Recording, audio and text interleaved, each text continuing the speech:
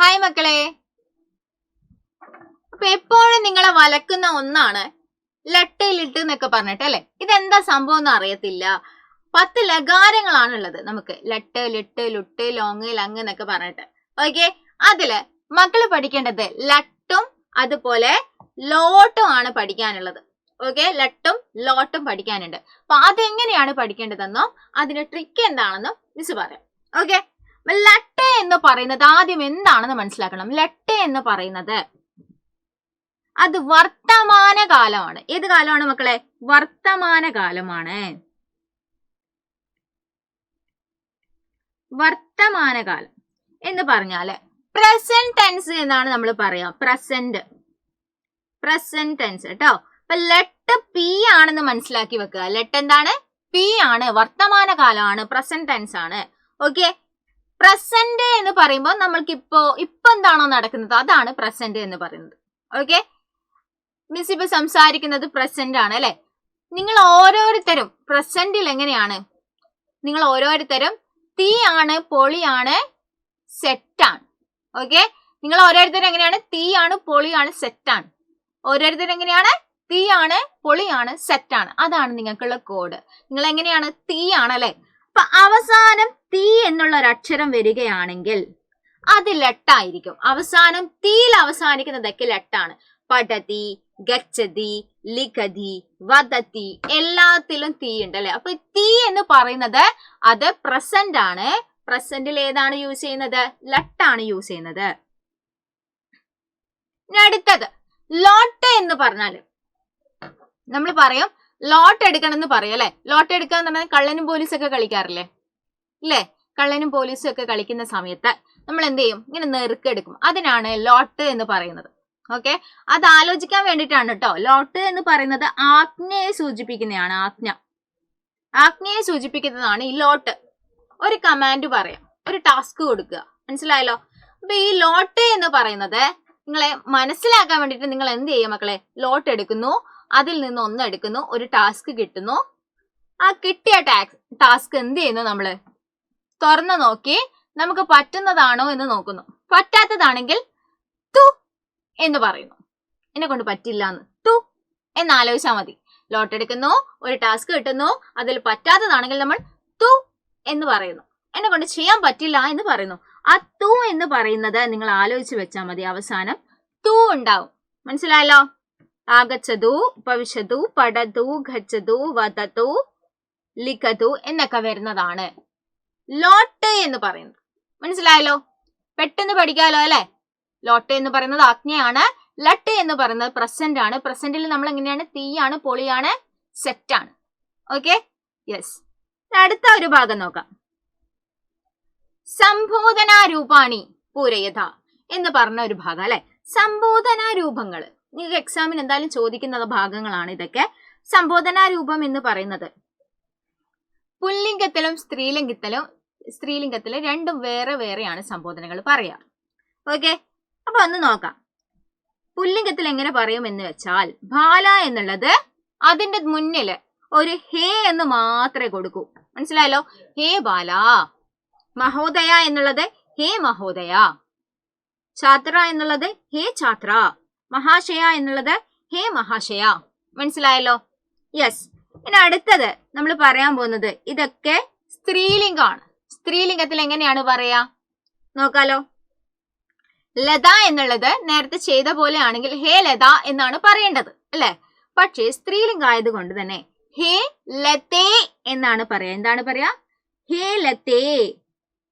മനസ്സിലായോ? ഹേ ലതേ എന്ന് പറയും. അടുത്തത് ഹേ ബാലികേ. അതുപോലെ ഹേ വത്സേ. ഹേ സുമേ. മനസ്സിലായോ? യെസ്. ഇങ്ങനെയാണ് സംബോധന എഴുതേണ്ടത്. സംബോധനകളിൽ എപ്പോഴും ആരുണ്ടാവും? എല്ലാത്തിലും ഈ ഒരു ചിഹ്നം ഉണ്ടാവും. ആശ്ചര്യ ചിഹ്നം കേട്ടോ. ആശ്ചര്യ ചിഹ്നം സംബോധനയിൽ ഉണ്ടാവും എന്നുള്ള കാര്യം കൂടി മറക്കാതിരിക്കണം. യെസ്. ഇനി അടുത്തത് പേടികാത പദാനി സ്വീകൃത്യ ആചാര ഉപചാര ശബ്ദങ്ങൾ ലിഖിത അല്ലെ. താഴെ കൊടുത്തിട്ടുള്ളതിൽ നിന്ന് ആചാര ഉപചാര ശബ്ദങ്ങൾ. അപ്പൊ ആചാര ഉപചാര ശബ്ദം എന്ന് പറയുന്നത് എന്താണ് മക്കളെ? ആചാരം ഉപചാരവും അതെന്താണ്? ആചാരം എന്ന് പറഞ്ഞാല് നമ്മള് രാവിലെ എഴുന്നേറ്റം മുതൽ വേണമെങ്കിൽ ചെയ്യാം, നിർബന്ധമൊന്നുമില്ല അല്ലെ. ടീച്ചർ വരുന്ന സമയത്ത് ഗുഡ് മോർണിംഗ് മിസ് എന്ന് പറയും. ഇനി പറഞ്ഞതിനെ കൊണ്ടോ പറഞ്ഞില്ല എന്നതുകൊണ്ടോ ഒന്നുമില്ല. പക്ഷെ അതൊരു ആചാരവുമായിട്ട് ബന്ധപ്പെടുത്തിയിട്ടാണ്, നമ്മളുടെ ഒരു സംസ്കാരവുമായിട്ട് ബന്ധപ്പെടുത്തിയിട്ട് വരുന്നതൊക്കെ ഈ ആചാര ഉപചാര ശബ്ദങ്ങളിലാണ് വരുന്നത്. സംബോധന നമ്മളിപ്പോ പഠിച്ചല്ലോ. ബാക്കിയുള്ളതൊക്കെ ഇനി ആചാര ഉപചാര ശബ്ദങ്ങളായിരിക്കും. സംബോധനയിൽ എന്തുണ്ടാവും? എക്സ്ക്ലമനേഷൻ മാർക്ക് ഉണ്ടാവും അല്ലെ എന്നുള്ള കാര്യം മറക്കാതിരിക്കണേ. ഇനി അടുത്തതായിട്ട് ആചാര ഉപചാര ശബ്ദങ്ങൾ നമുക്കൊന്ന് നോക്കാം. നമസ്തേ എന്ന് പറയുന്നത് അതൊരു ആചാര ഉപചാര ശബ്ദങ്ങളാണ്. നമസ്തേ, സുപ്രഭാതം, ധന്യവാദഃ, പുനർമിലാമ. പുനർമിലാമ എന്ന് പറഞ്ഞാൽ എന്താണ്? പിന്നീട് കാണാം കേട്ടോ. നമ്മൾ പറയില്ലേ പിന്നെ കാണാം എന്ന് പറയില്ല, അതാണ് ഈ പുനർമിലാമ എന്ന് പറയുന്നത്. പിന്നെ കാണാം എന്നുള്ളതാണ് കേട്ടോ. യെസ്. ഇനി സൗഹാർദ്ദ കുസുമാനി എന്ന് പറയുന്ന ആ പാഠഭാഗവുമായി ബന്ധപ്പെട്ട് കുറച്ച് ധ്യേയവാക്യങ്ങൾ പഠിക്കാനുണ്ടായിരുന്നു ആദ്യത്തെ ഭാഗത്തിൽ അല്ലെ. അപ്പൊ ആ ധ്യേയവാക്യങ്ങളാണ് ഇനി പറയാൻ പോകുന്നത്. ധ്യേയവാക്യവും ആപ്തവാക്യവും തമ്മിലുള്ള വ്യത്യാസം എന്താണ്? അത് രണ്ടും ഒന്നല്ല. ധ്യേയവാക്യം എന്ന് പറയുന്നത് മോട്ടോ എന്നാണ് നമ്മൾ പറയാ. ധ്യേയവാക്യം എന്താണ്? മോട്ടോ. മോട്ടോ എന്ന് പറഞ്ഞാൽ എന്താണ്? ഓരോ സ്ഥാപനത്തിനും ഓരോ ധ്യേയവാക്യങ്ങൾ ഉണ്ടാവും. അത് ആ സ്ഥാപനത്തെ പ്രതിനിധീകരിക്കുന്നു എന്ന് പറഞ്ഞാൽ ആ സ്ഥാപനത്തെ അറിയപ്പെടുന്നത് ആ ഒരു മോട്ടോയിലായിരിക്കും. മനസ്സിലായല്ലോ? ആ ഒരു വാക്കിലായിരിക്കും, അല്ലെങ്കിൽ ആ ഒരു സെന്റൻസിലാണ് ആ സ്ഥാപനത്തിനെ അറിയുക എന്നാണ് പറഞ്ഞു വരുന്നത്. ഈ ആപ്തവാക്യം എന്ന് പറഞ്ഞാൽ ആപ്തന്മാരുടെ വാക്യങ്ങളാണ്. ആപ്തന്മാര് എന്ന് പറഞ്ഞാൽ ആരാണ്? വലിയ വലിയ പണ്ഡിതന്മാര്.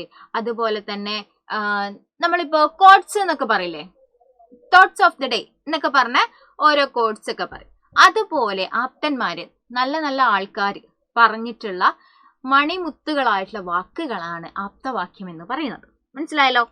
നമുക്കൊന്ന് നോക്കാം. സത്യമേവ ജയതേ. സത്യമേവ ജയതേ എന്ന് പറയുന്നത് അതെന്താണ് മക്കളെ? സത്യമേവ ജയതേ എന്ന് പറയുന്നത് ഒരു ധ്യേയവാക്യമാണ് കേട്ടോ. ഇനി യഥോ ധർമ്മ സ്തഥോ ജയ. യഥോ ധർമ്മ സ്തഥോ ജയ. അടുത്തത് എന്താണ്? അസതോമാ സദ്ഗമയ. അസതോമാ സദ്ഗമയ. അടുത്തത് എന്താണ്? തമസോമാ ജ്യോതിർഗമയ. ഓക്കെ. ലോകാ സമസ്ത സുഖിനോ ഭവന്തു. ലോകാ സമസ്ത സുഖിനോ ഭവന്തു. ഇതൊക്കെ എന്താണ്? ധ്യേയവാക്യങ്ങളിൽ പെടുന്നതാണ് കേട്ടോ. ലോകാ സമസ്ത സുഖിനോ ഭവന്തു. എല്ലാവരും സുഖമായിട്ട്, ലോകത്തെല്ലാവരും ഒരുപോലെ സുഖമായിരിക്കട്ടെ എന്നൊക്കെ പറയുന്നത് കേട്ടോ. ഇനി അടുത്തത് നോക്കാം. ആപ്തവാക്യം എന്ന് പറയുന്നത് വസുധൈവ കുടുംബകം. വസുധൈവ കുടുംബകം. നമ്മുടെ ഭൂമി വസുധൈവ കുടുംബകമാണ് എന്നാണ് പറയുന്നത്. കുടുംബകം എന്ന് പറഞ്ഞാൽ എന്താണ്? ഭൂമിയിലുള്ളവരെല്ലാവരും, ലോകമേ തറവാട് എന്നാണ് പറയുന്നത്. ലോകത്തുള്ള എല്ലാവരും എന്താണ്? ഒരു തറവാട് പോലെയാണ്, ഒരു കുടുംബം പോലെയാണ് എന്നാണ് കേട്ടോ. ജനനീ ജന്മഭൂമിശ്ച സ്വർഗാദഭിഗരീയസി. ജനനീ ജന്മഭൂമിശ്ച സ്വർഗാദഭിഗരീയസി. ഉത്തിഷ്ഠത ജാഗ്രത പ്രാപ്യ വരാന്യ ബോധത. അല്ലെ? അടുത്തെന്താണ്? മാതാപിതാ ഗുരു ദൈവം. അത് നമ്മൾ കേട്ടിട്ടുണ്ടാവും. മാതാപിതാ ഗുരു ദൈവം. നിങ്ങൾക്ക് ഇതുപോലെ രണ്ട് സെന്റൻസിൽ രണ്ട് കോളം ആക്കിയിട്ട് ബ്രാക്കറ്റിൽ കുറെ ആപ്തവാക്യങ്ങളും അതുപോലെ തന്നെ ധ്യേയവാക്യങ്ങളും നിങ്ങൾക്ക് തന്നിട്ട് നിങ്ങളോട് പറയാ എന്തായിരിക്കും? നിങ്ങളോട് പറയാ ഇതിൽ ആപ്തവാക്യം കറക്റ്റായ കോളത്തിൽ എഴുതുക, ധ്യേയവാക്യം എഴുതുക എന്ന് പറയുമ്പോൾ ഇനി ഈ ഭാഗം നിങ്ങൾ തെറ്റിക്കാൻ വേണ്ടി പാടില്ല. കേട്ടല്ലോ? യെസ്. ഇനി അടുത്തത് മാനവിക മൂല്യങ്ങളെ കുറിച്ചിട്ടാണ് ആദ്യത്തെ യൂണിറ്റ് നമ്മൾ പറഞ്ഞത് അല്ലെ. ആദ്യം തന്നെ ആ സൂക്തി രക്താനി എന്ന് പറയുന്ന ആ പാഠഭാഗത്തിൽ മാനവിക മൂല്യങ്ങൾ പറയുന്നുണ്ട്. ഒരുപാട് ധാർമ്മിക മൂല്യങ്ങൾ എന്ന് പറഞ്ഞിട്ടുണ്ട്. ആ ധാർമ്മിക മൂല്യങ്ങൾ ഏതൊക്കെയാണെന്ന് നോക്കാം. സ്നേഹം, അതുപോലെ ത്യാഗം. ത്യാഗം എന്താണ്? ത്യാഗം എന്ന് പറഞ്ഞാൽ ഒരാൾക്ക് വേണ്ടി മറ്റൊരാൾ വിട്ടുവീഴ്ച ചെയ്യുക. ഇപ്പൊ മിസ്സിന് നോമ്പാണ് അല്ലെ. നോമ്പാണെങ്കിൽ നിങ്ങൾ എന്ത് ചെയ്യുക? എന്റെ മുന്നിൽ ഇരുന്നിട്ട് ഫുഡ് കഴിക്കാതിരിക്കുക. മിസ്സിന് നോമ്പല്ലേ, അപ്പൊ മിസ്സിന് എന്തെങ്കിലും തോന്നണ്ട എന്ന് കരുതി മാറിയിരുന്ന ഫുഡ് കഴിക്കാം. അപ്പൊ അതെന്താണ്? മിസ്സിന് വേണ്ടിയിട്ട് മക്കൾ ചെയ്യുന്ന ഒരു കാര്യമാണ് അല്ലേ അല്ലേ? അതിൽ തെറ്റൊന്നും ഇല്ലല്ലോ, ഇല്ല. പക്ഷെ അതിൽ നിന്ന് നിങ്ങൾ വിട്ടു നിന്നു. ആ ഒരു എക്സാമ്പിൾ ആലോചിച്ചാൽ മതി.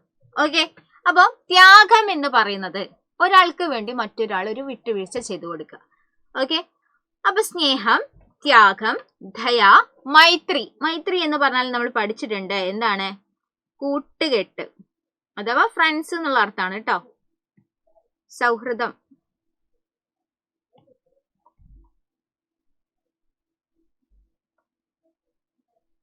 സൗഹൃദം. ഓക്കെ, അടുത്ത എന്താണ്? പരോപകാരം, ഉപകാരം ചെയ്യുക, അങ്ങോട്ടും ഇങ്ങോട്ടും ഉപകാരം ചെയ്യുക. കാരുണ്യം, കാരുണ്യം ചെയ്യുക അല്ലെ? കാരുണ്യം എന്ന് പറഞ്ഞാൽ എന്താണ് മക്കളെ? അങ്ങോട്ടും ഇങ്ങോട്ടുള്ള കരുണ, മനുഷ്യന് മനുഷ്യനോടുള്ള ഒരു കരുണ. സഹതാപം അല്ല കരുണ എന്ന് പറയുന്നത്, മനസ്സിലായോ? സൗഹാർദ്ദം, അതുപോലെ സാഹോദര്യം, സാഹോദര്യം കേട്ടോ, സാഹോദര്യം. അടുത്തത് ധർമ്മഹ, ധർമ്മം. ഇത്രയും കാര്യങ്ങളാണ് അവിടെ മെയിൻലി പറയാനുള്ളത്. മറ്റൊന്നാണ് നിങ്ങൾക്ക് വരുന്നത് റിക്തസ്നാനാനി പൂരേത എന്ന് പറയുന്ന ഒരു ചോദ്യം വരും. അതെങ്ങനെ വരും എന്ന് വെച്ച് കഴിഞ്ഞാൽ, അതെങ്ങനെയാണ് വരിക? കുറച്ച് കാര്യങ്ങൾ നിങ്ങൾക്ക് തരും, എന്നിട്ട് അതുപോലെ അടുത്തത് എഴുതാനാണ് വരിക. അപ്പം വനം, വനേ, വനാനി, വനം, വനേ, വനാനി. കണ്ടല്ലോ? അതുപോലെ അടുത്തത് എഴുതണം. യാനം, യാനേ, യാനാനി. അടുത്ത എന്താണ്? നയനം, നയനേ, നയനാനി. ശരീരം, ശരീരേ, ശരീരാണി. മിത്രം, മിത്രേ, മിത്രാണി. ആദ്യത്തിൽ എല്ലാത്തിലും നമ്മൾ മ് എന്ന വാക്കിലാണ്, എന്നൊരു അക്ഷരത്തിലാണ് അവസാനിക്കുന്നത്. അടുത്തതില് എന്ത് വരുന്നു? മിത്രേ, ശരീരേ, നയനേ. കണ്ടോ? അവസാനം യാനി, യാനി, ആണി അല്ലെ? യാനി, യാനി എന്നുള്ളതാണ് വരുന്നത്. മിത്രാണി, ശരീരാണി, നയനാനി, യാനാനി എന്നൊക്കെ വരുന്നത്. ഓക്കെ, ഇത് മനസ്സിലായല്ലോ മക്കളെ? ഇത്രയും കാര്യങ്ങളാണ് ഗ്രാമറിന്റെ ഭാഗത്ത് നിങ്ങൾക്ക് പഠിക്കാനുള്ളത്. എന്ത് ചെയ്യാ? നന്നായിട്ട് പഠിക്കുക. കേട്ടല്ലോ? യെസ്.